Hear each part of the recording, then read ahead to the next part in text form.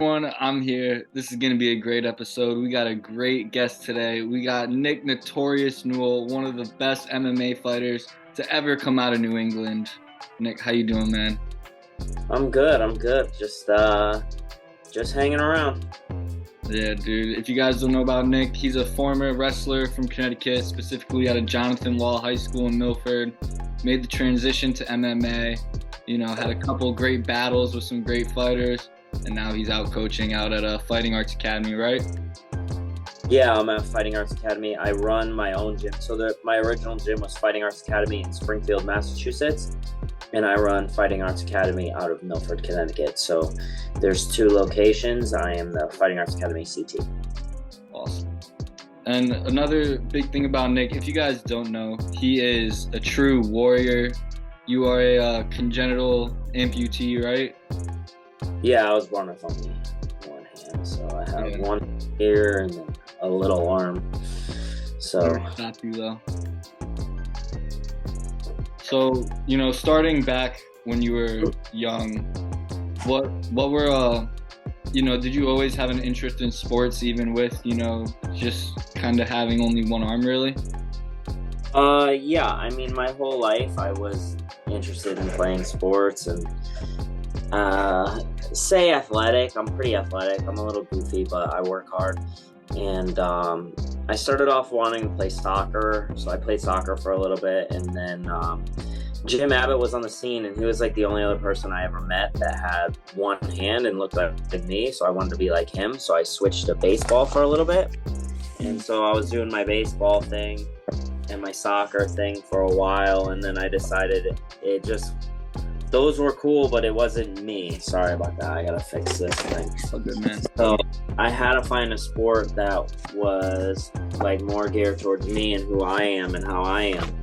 And for me, wrestling was that sport.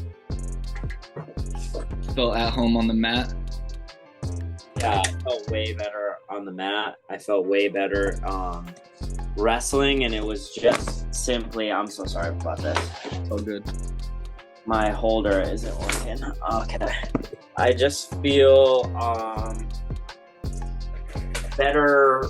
It's just more fun for me, and I think that's what's most important. Mm-hmm. And you started wrestling pretty late, right? Only at Johnathan Law, right? Yeah. My dad tried to get me to wrestle when I was younger, but I liked it, but I kind of got away from it because I was more into baseball and soccer, and I really regret it.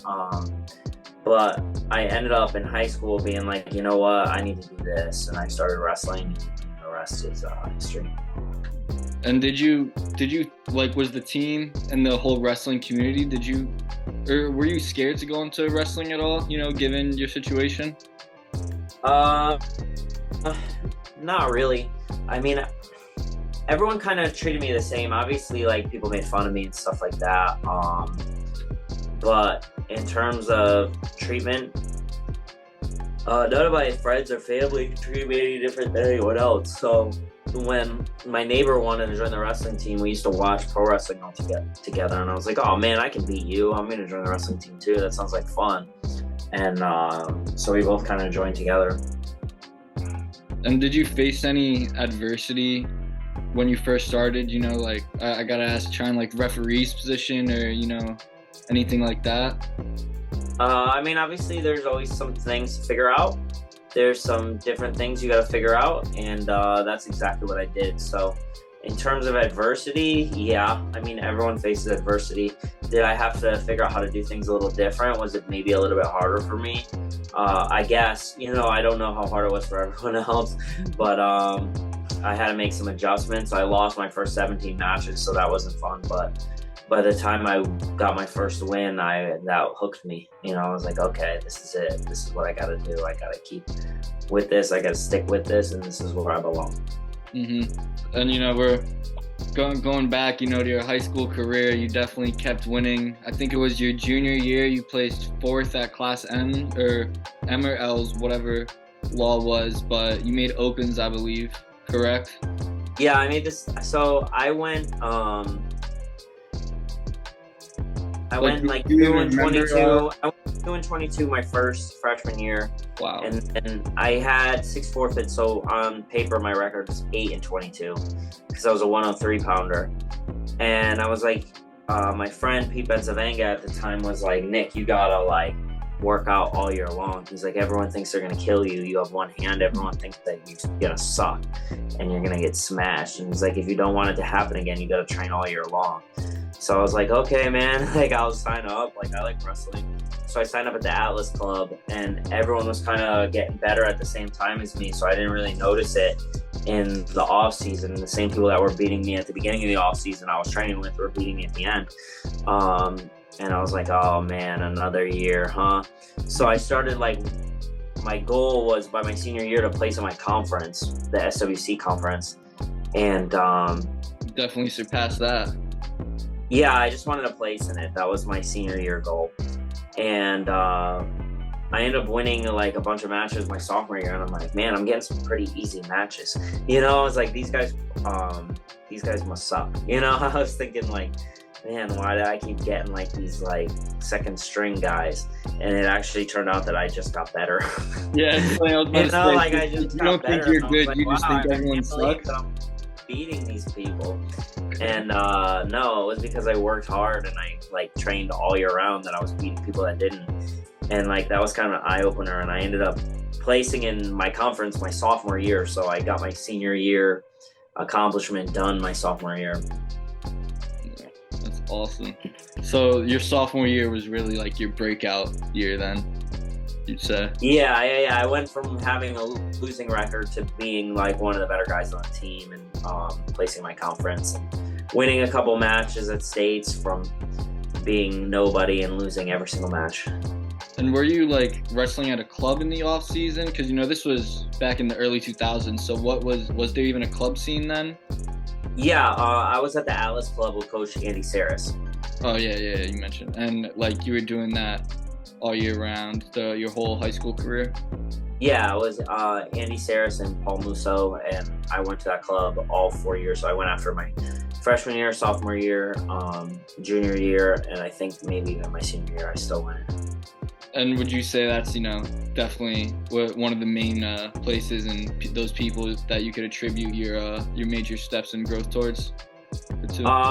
Yeah, I mean, big time, because I still run the pipe the same way Coach Saris taught me how to run the pipe. So it's kind of cool, like, even if people do it a little different, the way that I do it, it's just the way that he taught me. And I mean, he was an Olympic coach for Greco, you know, but the move that I learned from him was a takedown, a single leg takedown, and still one of my best takedowns. And him and, you know, my coach at Law, who's still the coach, Matt Schoonmaker, was a big influence on me, because I was like, I suck. Like, you know, I didn't really expect to win and anything. And then like I'd lose matches and he'd like get all fired up and like mad about it. And I would be like, oh, well, why is this guy so mad? You know, it's like, oh, he actually like wrestling. Yeah, he like expects something out of me. Okay, so I gotta kind of deliver on that, you know. So I felt like he believed in you before you believed in yourself. Yeah, I mean, there were matches he thought I was gonna win, you know, and there were not many matches that I personally thought I was gonna win. So it was good to have someone like that in my corner, because, you know, I just never really experienced that. You know, I played sports and I did things like that, and I just kind of took it all in stride. And my family never discouraged me from doing anything that I wanted to do, or told me that I couldn't do anything, but they also weren't like super involved in sports or anything like that, or like real athletes.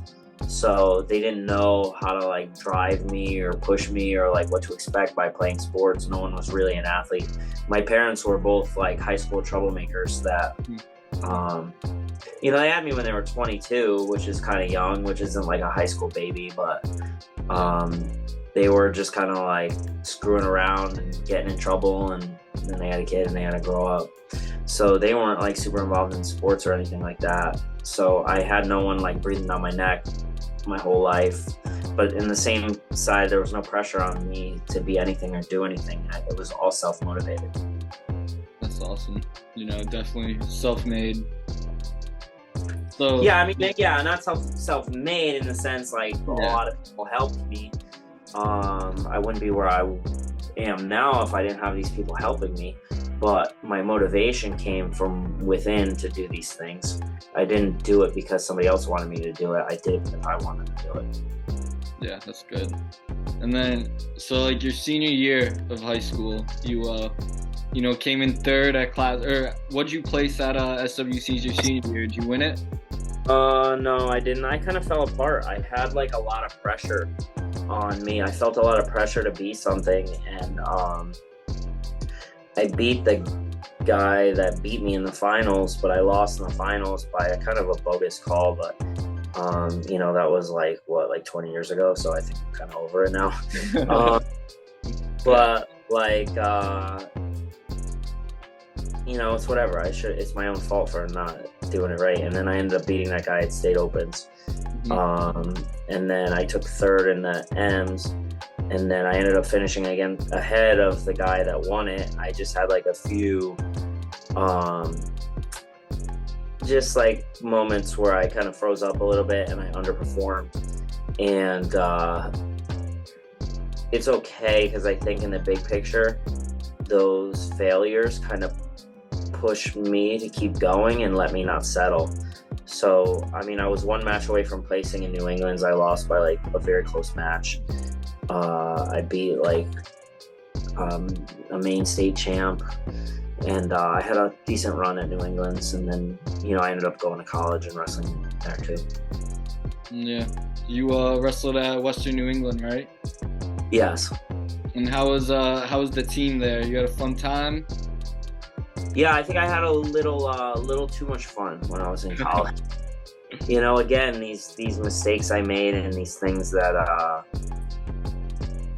I did. I'm not a perfect person, but I think it motivated me to like be more serious a little later about my career and what I did and fighting and stuff and things like that.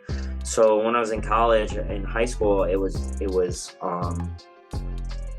nothing. I didn't talk to any girls. I didn't go out. I didn't do any parties or anything like that. You couldn't get me to do anything. I just wanted to wrestle. And I kind of ran myself into the ground a little bit, and I underperformed my senior year. So when I got to college, I was like, I'm going to have a little more fun. And I started like goofing off and going to parties and stuff like that. And whenever I would show up to practice, I would always work very, very hard. Whenever I'm in practice, I'll try to outwork everyone in the room. But I wasn't doing the extracurricular things to be a champion, the extra work that you need to put in to be a champion. And when I graduated, I had a little bit of a sour taste in my mouth because I knew that it was my own fault. I mean, I did things in college that were pretty awesome. Like I won matches in 6 different weight classes. So I won matches 149, 157, 165, 174, 184, and 197. And it's all on record. You can go check it out. Even though I was a 157 pounder, I still won matches at 197 because I wanted to. I was like, coach put me in. I want to win matches. Wait, you weren't even that big? You were just like, yeah. No, I weighed in at 157, but you could skip multiple weight classes. So I was like, I want to win at every weight class that I can. So that heavyweight win. Wants to play every position. Yeah, that heavyweight match I never got to have. But I won matches at 197. The Springfield College coach actually went to my high school, so he saw me, and like the next week, he's like, Nick, what the hell are you doing wrestling at 197? I was like, I won, didn't I? And he was like, yeah. So I did that, but then when I graduated, I just wanted more. I wanted to keep going, and I was a little mad at myself. So basically, when I was fighting and I was doing MMA, I just really left no stone unturned. I went all in on it. Dude, and I read a little article, and I think in the article it said that you and your college roommate would be watching Tough, and that's what sparked your interest. Or that's what really got you. Oh, that's true. That's true. So when I was in high school, my friend Pete Benzavenga, he introduced me to UFC the first time. So the first fight I ever watched was Ken Shamrock versus Tito Ortiz 1. And I was like, what is this? This is awesome. I love this. But I was like, I'm focused on wrestling. I'm not a fighter. I'm a wrestler right now. And then I loved Ken Shamrock from WWE. So I watched Ken Shamrock versus Sakuraba. And I remember watching the event. And I think Zulu Zeno fought the big African guy. And he won, and I remember watching, and I was like, man, nobody could beat this guy. I was like, wow, this is crazy. And like Murillo Ninja Hua, and then, Sakuraba. I was like, these guys are all awesome. I love it, but I'm a wrestler. And then I got to college, and I watched The Ultimate Fighter. I started watching it after WWE was on, because all my guys from the wrestling team would watch Monday Night Raw. As corny as some people may think that was, we loved it. And I was watching Ultimate Fighter. I was like, man, I gotta do this. And one of the guys on the team was already training, so I was like, okay, cool, this is where I'm gonna go. And did you dive into a one specific martial art first, or when you went to train, was it just a little bit of everything, to get well-rounded? No, my coach, my first coach is still my coach. So I stuck with him through and through, because I'm a big believer in good energy and having the right people around you, and having people that believe in you, and people that are good to you, and people that lead by example. And my coach at Fighting Arts Academy, Jeremy Libashevsky, is a good example of that. He's a good family man. He lives a clean life. He cares for his fighters. And I mean, you just have to do what he says, he's the coach. So he's got a very particular style, but he has an MMA-based style. He doesn't have a jiu-jitsu based style. He doesn't have a striking based style. It's a full MMA base. So I really loved working with him, and I thought that he was just a great coach. He still is a great coach.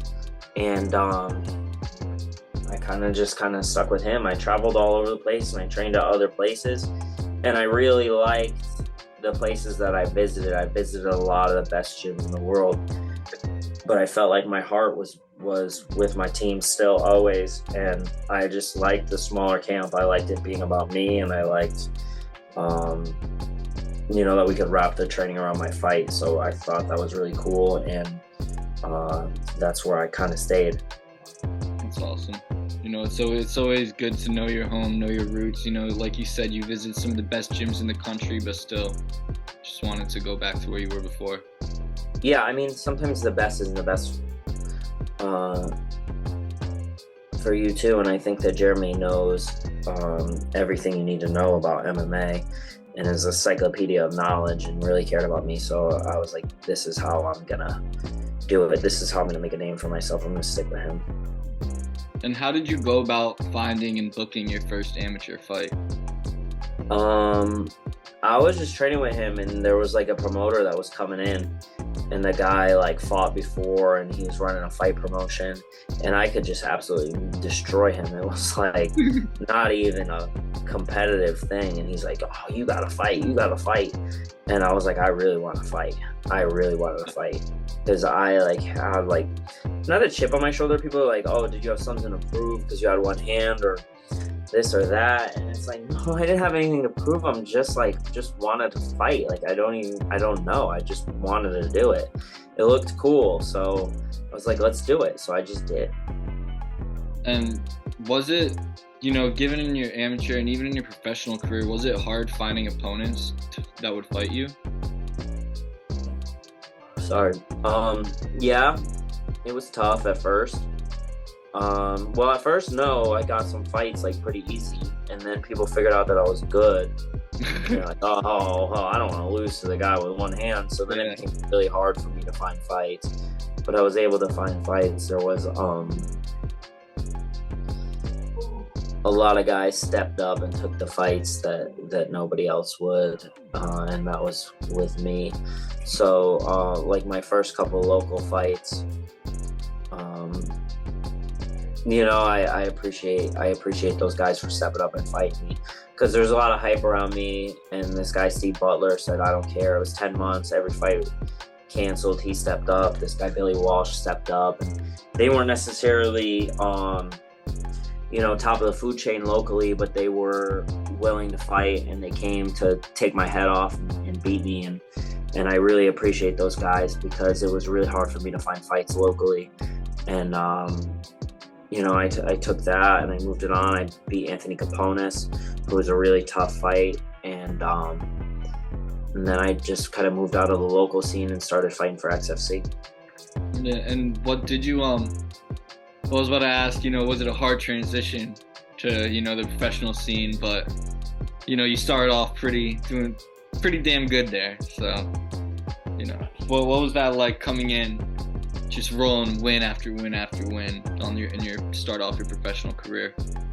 Yeah, I liked it. I mean, it was cool. I lost my first amateur fight, and then I won 2 amateur fights, and I won my first 11 pro fights. So, a nice little 13-fight win streak was really a lot of fun. And it's always more fun when you win. Good fights are fun to have too, but wins feel the best in my opinion.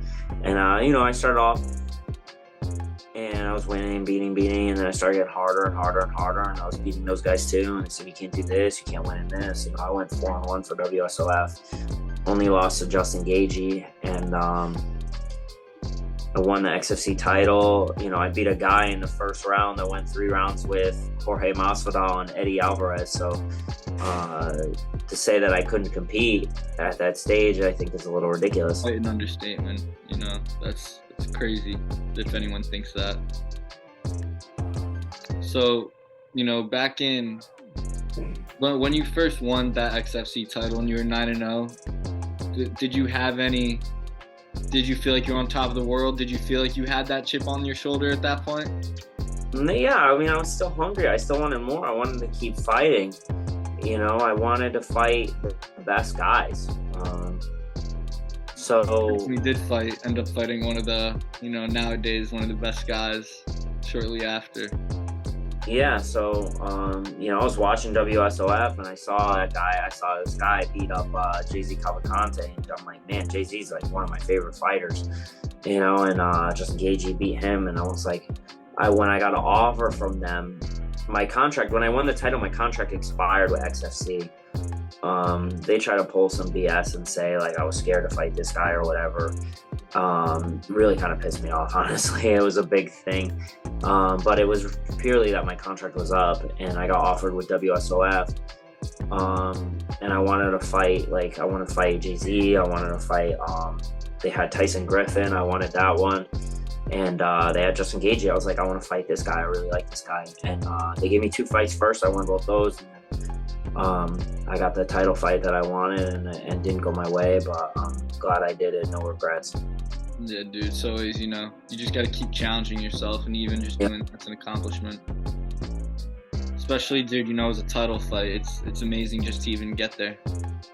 Yeah. And, even after that, you bounce back 2 wins,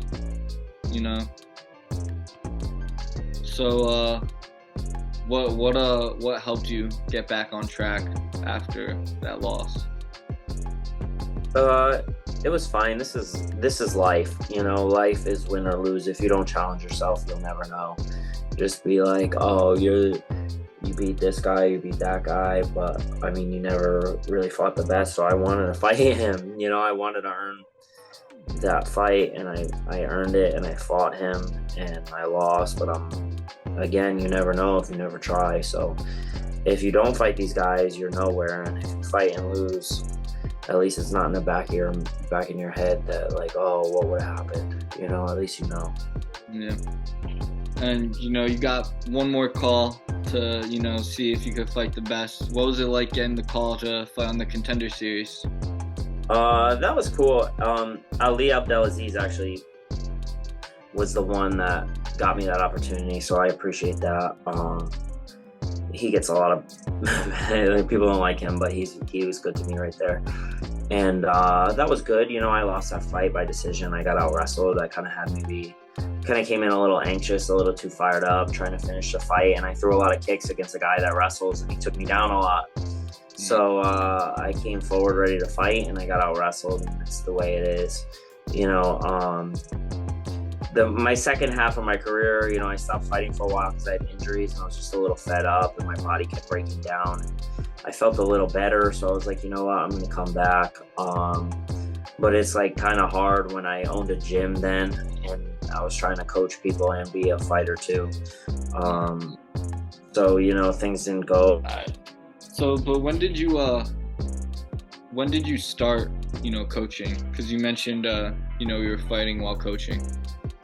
Yeah, so after I retired for the first time, and then I kind of realized it was too early. But you know, at that time, I kind of wanted to get my life started, and I wanted to like move on and have steady income and do all this stuff because I was closing out on 30.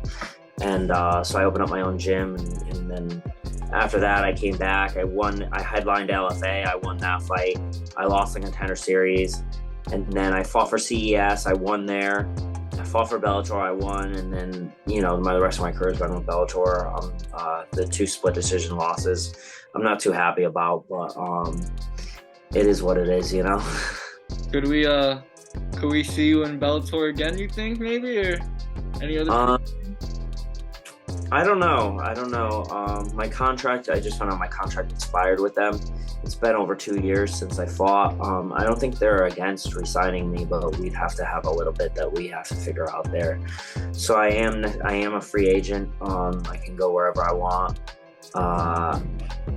Right now I'm 37 years old. I have a pretty busy life. And I just don't know if I can prepare properly. But I still have that fire in me for one more, so I might just kind of throw all my responsibilities to the side for a little bit and get that one more in. Yeah, dude. What's, you know, a good little 6 weeks, you know, don't worry about anything, just training, and then after that, you're done. Yeah. So I still want to have that one more fight before I call it quits. I want to go out. I want to know, you know, I want to challenge myself, so I want to have a pretty tough fight and just one more, go out on a win or go out on a loss. But go out giving it my all. I still have that hunger to compete. You know, I've been doing. Yeah, you're still grappling, right? Been doing jiu-jitsu, yeah, pretty hardcore, and I've been doing it at a pretty high level. So, yeah. So what tournament did you just compete at recently? I did ACC trials, yeah, and I won 4 matches. I made it to the second day, which is a big deal, and I ended up winning 4 matches.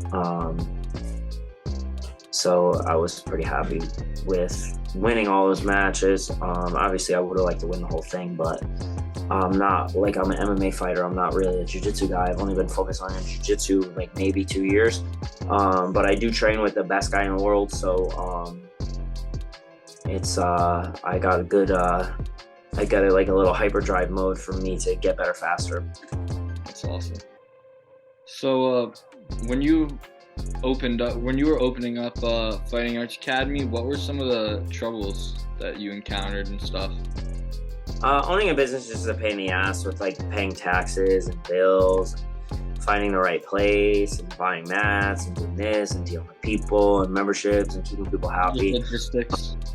Yeah, I'm hardcore with everything I do, so I'm invested in it. My gym is a great product, and I have a lot of students. And they're going right now. They're training right now. I have another instructor teaching, but it's just a lot of work, man. If you want something to be good, you got to be all in on it. And I want the best, and I want my students to be the best, and I want to have something that casuals can enjoy and anyone can enjoy. So it's a lot of work, but it's important to me to make sure that my product is good so I can help build the next generation.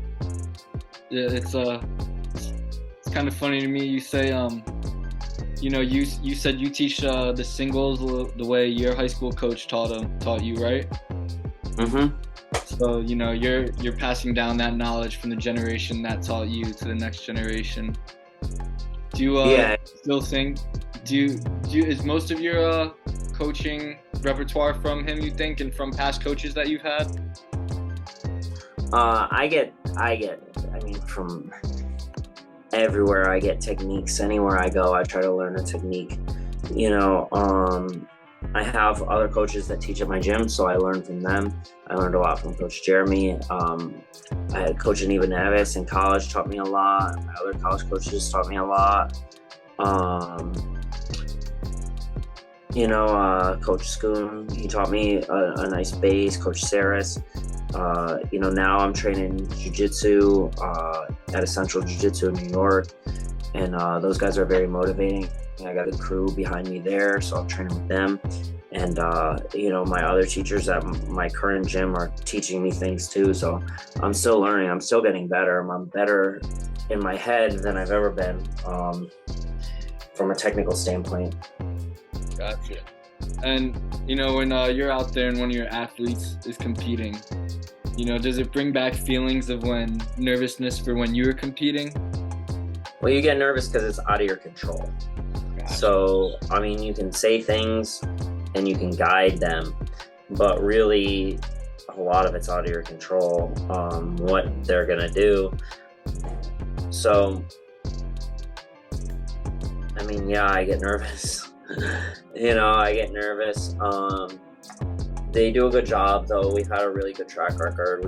As a team, we have a very, very good record, and I'm happy with it. Good. What's like a typical wrestling or BJJ practice like at FAA? You guys focus a lot on warm-ups, conditioning, a lot of technique? A jiu-jitsu class, usually we'll do we'll do some technique at the beginning of the class. Certain classes, some of my teachers do like the ecological games where it's like rules within parameters and you can only do certain things to isolate certain skill sets.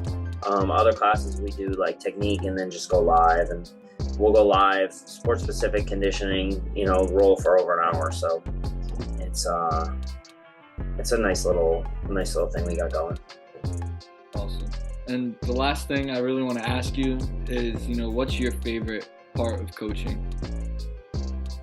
I like just changing people's lives and giving people a place that they feel happy. I like winning fights too because I'm competitive, but I like having a product that everyday people can enjoy, that not just people that want to fight can come to. And a lot of my favorite students don't even compete.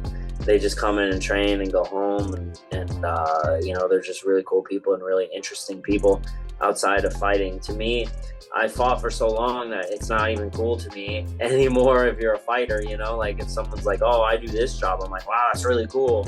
It's interesting to me.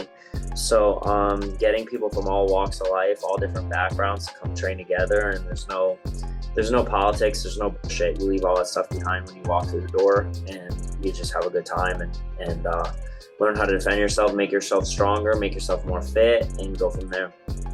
Awesome. Yeah, it's definitely that's why I love mixed martial arts and combat sports, because like you said, you walk in, everyone's a family, you make yourself stronger physically, mentally, emotionally, all that. Yeah, for sure. I have a really good gym culture, and I'm really proud of what I was able to do and what I was able to create, and the people around me and my staff and everything. It makes me very happy to be able to do what I love to do every day. That's great. Well, Nick, is there anything else you'd like to touch on or talk about? Not really. Just I appreciate you having me on the podcast. Hopefully, I can have some news soon about the next competition. Right now, I'm taking a little time off because I kind of got injured a little bit before trials, and I kind of pushed through it, and I had a great day regardless. It didn't affect my performance at all. But I want my body to kind of go back to normal before I start pushing myself again. Yeah, dude. Well, it was awesome talking to you, Nick.